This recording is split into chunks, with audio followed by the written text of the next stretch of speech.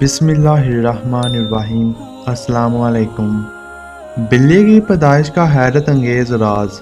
अल्लाह पाक की हर तख्लीक करदा मखलूक में कोई ना कोई पोशीदा राज ज़रूर होता है।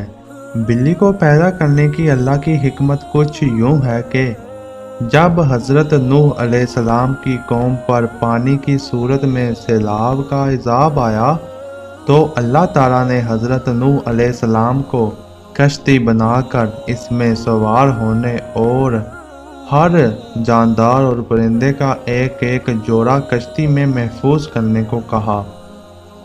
तो हज़रत नूह अलैहिस्सलाम ने अल्लाह के हुक्म की तामीर की। कश्ती पानी में थी और इस दौरान कश्ती में चूहे पैदा हो गए। इन्होंने कश्ती में मौजूद तमाम अनाज खराब करना शुरू कर दिया। इसके साथ साथ कश्ती को काटना शुरू कर दिया, जिसकी वजह से कश्ती में पानी दाखिल होने का खदशा पैदा हो गया।